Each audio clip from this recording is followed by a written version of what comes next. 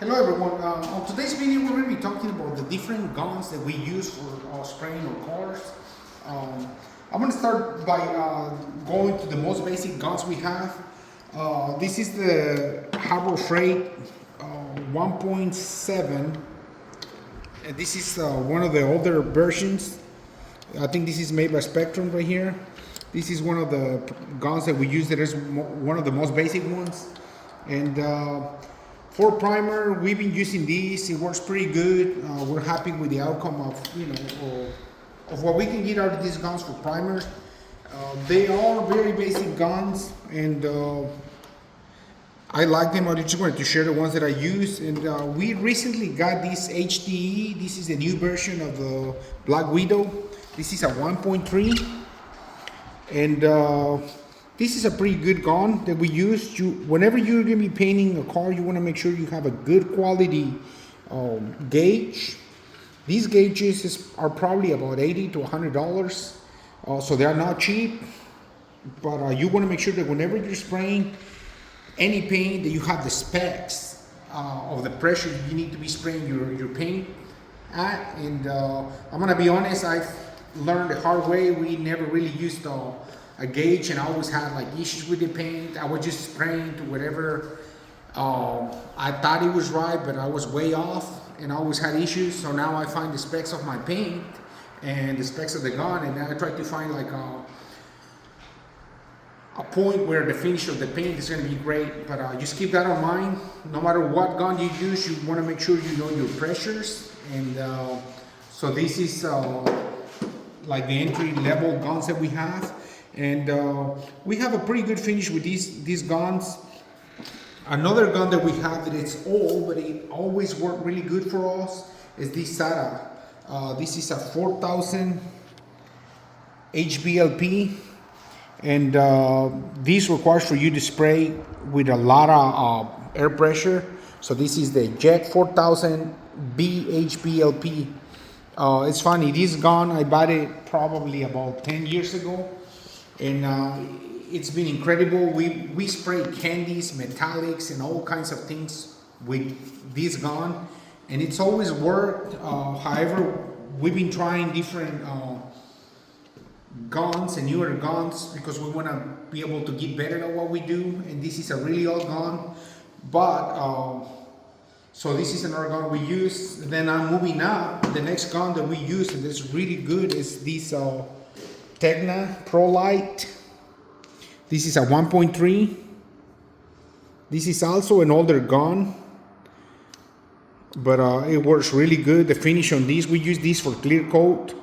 I believe the part number of this it's BH119LHUK. So I believe that's the part number for this one. But this gun is really good. I believe this gun was about $600. I believe. I might be lying to you, but I believe it's about $600. But this gun, it's a really good gun. Overall, out of all these guns that we have talked about, this one has the best finish, and you can spray at lower pressure. This sata works really good, but you have to use a lot more air. So if you're going to be spraying with a small compressor, I will not recommend for you to use these because it requires a lot more air. So these guns use not so much air like this one will do. The hvlp require a lot more air than these, and so keep that in mind. If your compressor is kind of small, you definitely want to stick to the newer guns or high transfer efficiency guns. This is not it.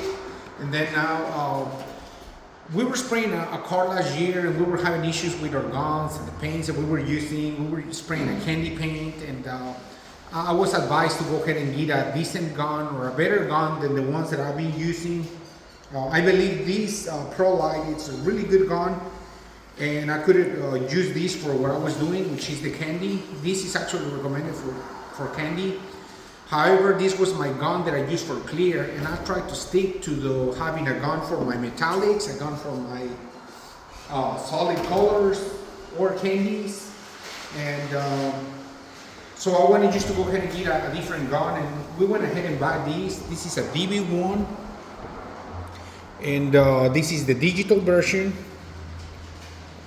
We bought these, and I can tell you guys, these you can spray about 12 psi with this gun, and the finish that you get out of this gun is just amazing. It's a really good gun. You have to get used to being able to spray it at such low pressures. But I mean, the idea of getting a gun like this is if you don't have a really big compressor, this is a great gun. I'm very happy with the finish that I can get on these. I believe this gun is about $700. You have to get your PPS adapter and of course your PPS cups to be able to spray. You can also find a cup that just fits in here. It's a little bit annoying to have to be cleaning your cups, but I mean this is a great gun for all your base coats.